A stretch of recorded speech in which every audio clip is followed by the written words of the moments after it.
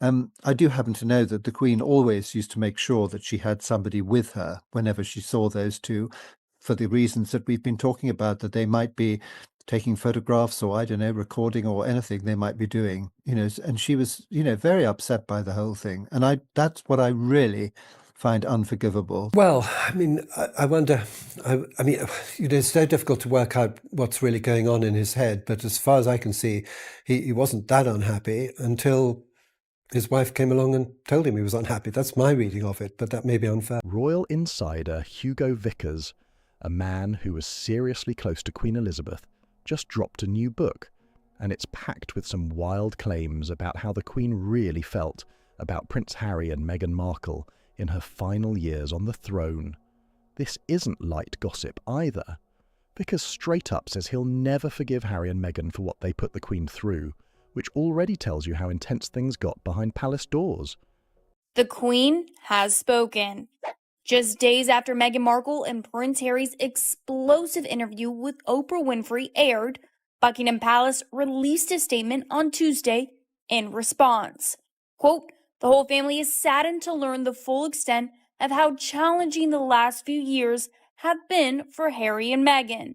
The issues raised, particularly that of race, are concerning. While some recollections may vary, they are taken very seriously and will be addressed by the family privately," Buckingham Palace said on behalf of Queen Elizabeth. Now, here's where it gets even deeper.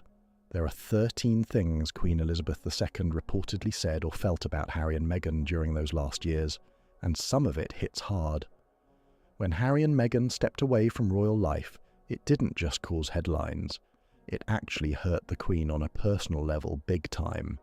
According to Vickers, things shifted so much that whenever Prince Harry called her after that, she didn't want to speak to him one-on-one anymore. And no, it wasn't about cutting him off completely. It was more calculated than that. The Queen made sure a lady-in-waiting stayed in the room during those calls, almost like she needed backup present every time. That move wasn't random. It was about protection, plain and simple. Trust had taken a serious hit by then, and the Queen reportedly felt uneasy about how private conversations could end up being used later on.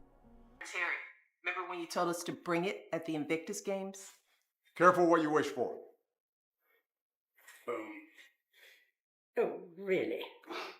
Please. Boom.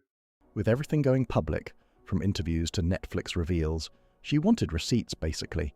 Keeping someone else in the room meant there was always a witness, a record of what was actually said, so nothing could be twisted or taken out of context later. She reportedly became way more guarded, no longer trusting private talks like before because she feared anything said behind closed doors could show up, splashed across tabloids the very next day. That shift said everything about how different the relationship had become. It wasn't the same bond anymore, not even close. After the royal exit, a lot of people brushed it off, like just another royal stepping away. Nothing too serious. But for the Queen, it hit completely different. It felt personal, almost like a real emotional loss. Reports say she felt deeply hurt, even deserted, by a grandson she truly cared about. Well, I do remember what the Queen said at one point was, I'm not sure she used these exact words, but basically, sort of one minute he's Captain General of the Royal Marines and the next minute he's just a childminder. I think she felt that, that he deserted the ship. He could have done much more. He also was doing a very good job before he left. And that kind of pain doesn't just fade overnight. Then came the Oprah interview, and that moment shook everything. The whole world was stunned, and apparently the Queen was caught off guard too. Vickers claims she was genuinely surprised by some of the things Harry and Meghan said about the royal family, especially since it all played out so publicly. Her response? Some recollections may vary, might sound calm on the surface, but it carried serious weight. It was her way of pushing back without turning it into a full-blown public clash, a quiet but sharp message delivered with classic royal control. Even with all that, she still cared about Harry and didn't want to tear him down in public. As monarch, she stuck to dignity, over drama every time, choosing composure even when things got personal. Vickers also says the Queen believed Harry could have done more before stepping away. In her eyes, he had a real role in the monarchy's future. He connected with people in a natural way that couldn't be faked. And then slowly but surely, like a lot of other people, she saw a different side to her. And very disappointingly, she started to have her doubts about her. And I think it ruined her relationship with Harry, which was a very close one. His work with veterans stood out big time and earned her respect, which made everything that followed feel even more complicated. The creation of the Invictus Games, built for wounded servicemen and women, made the Queen incredibly proud, no question about it. This wasn't just another project to her, it was something meaningful, something powerful. She even showed up in promotional material to back it, which says a lot about how much she respected what Harry had built. But when Harry stepped away from royal duties, things took a confusing turn. Reports say the Queen couldn't quite understand it. She allegedly questioned why he would walk away when he was actually doing so well in his role.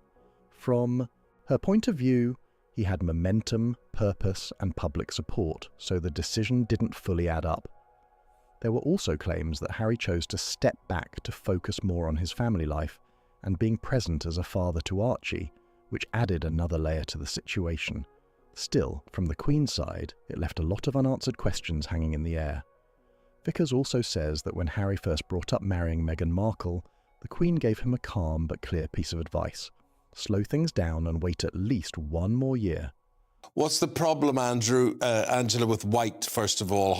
Why was white too white? Well, I think it's sort of vaginal, isn't it? You're very pure and you haven't had lots of affairs or been married before or anything like that. And I think it's for the first marriage that you have as well. And I think she didn't like it that Meghan was dressing up as if she was, very virginal. She didn't like that because she knew it wasn't true. She'd been married. She reportedly wanted more time to understand Meghan and the situation better. Nothing extreme, just caution. But Harry didn't hold back. He followed his heart and moved forward quicker than she would have liked. According to the book, this didn't make the Queen angry, but it did leave her feeling unsure and a bit cautious about how fast everything was moving. When the wedding plans continued despite her advice, her reaction was described as surprisingly distant. Vickers claims she simply said, "You get on with it. It has nothing to do with me," which came off more detached than expected. Instead of stepping in, she pulled back emotionally and let Harry make his own call, attending the wedding more out of duty and family position than deep involvement. One of the most talked about claims in the book is that the Queen wasn't exactly impressed with Meghan Markle's wedding dress. According to Vickers, she reportedly felt the look didn't fully match royal tradition, especially considering Meghan had been married before. There were also whispers that certain design choices, like the cut around the shoulders, raised eyebrows when it came to royal etiquette. Still, the Queen didn't let any of that spill into the public eye. And apparently at this point, suddenly the Queen walked in and said, "Meghan, in this family, we don't speak to people like that." And that was a sign of the tensions. Meghan was an actress. She's probably used to speaking to staff in quite an abrupt way. But in the royal family, servants, they're almost part of the family. In some cases, like Queen's right-hand woman, Angela Kelly, they're almost like a sister or a daughter to Her Majesty. Even Meghan's bridal gown was apparently the cause of some dispute. She showed up to the wedding with full composure, keeping everything classy and controlled, no drama on display. Then things take another sharp turn. Vickers claims the Queen personally stepped in after hearing complaints about how Meghan spoke to palace staff, including a gardener at Windsor, and this wasn't something she brushed off. According to the story, the Queen went out of her way to address the situation directly and made it clear that respect towards staff was non-negotiable.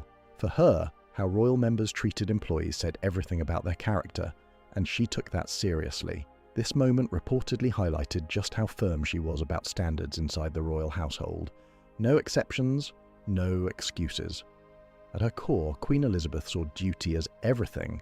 It wasn't optional, it was her entire identity.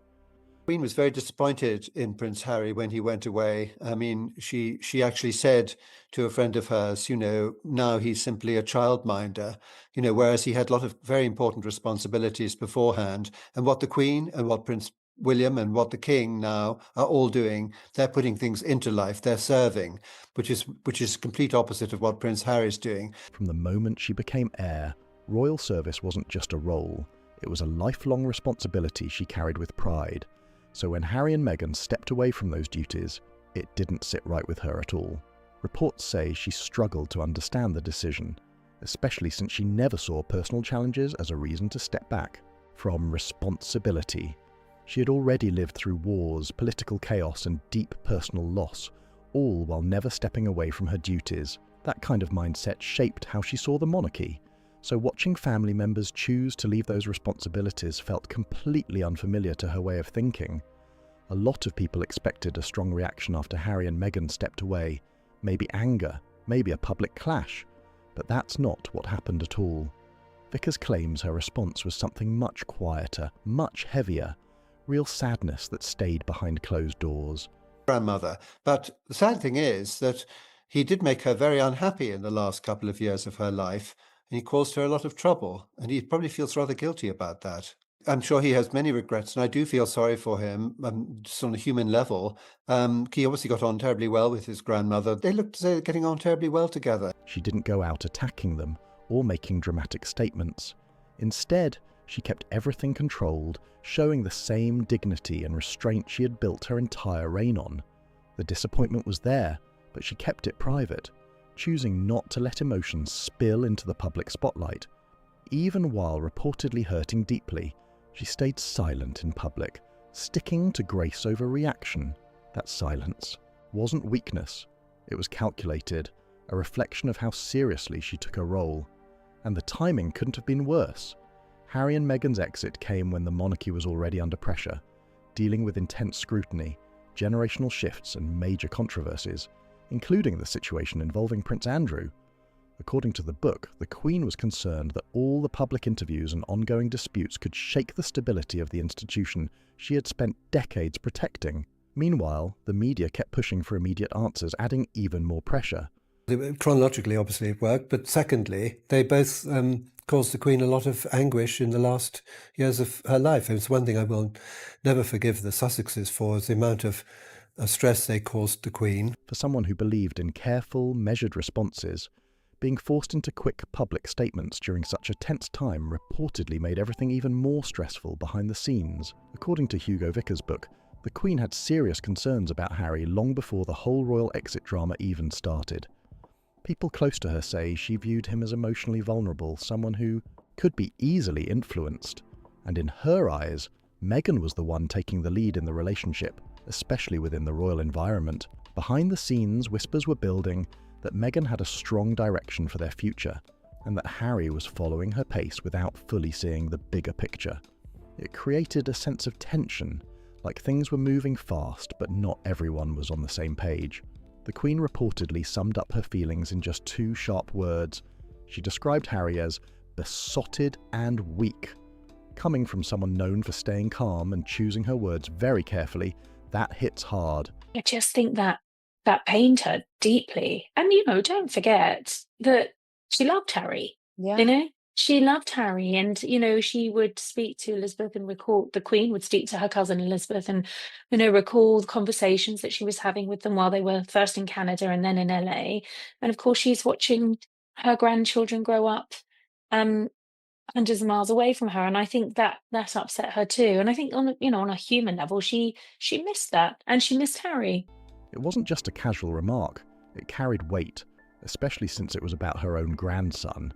And this wasn't just disappointment, it was real concern. Reports suggest she worried Harry may have rushed into marriage without fully thinking through the long-term impact, not just on himself, but on the family and the monarchy as a whole. From her perspective, the stakes were huge, and the decisions being made didn't come with easy consequences. Despite all the disappointment and pressure surrounding the situation, the Queen's affection for Harry never actually faded. Vickers makes it clear she still saw him first as her grandson, not just a royal figure caught in controversy.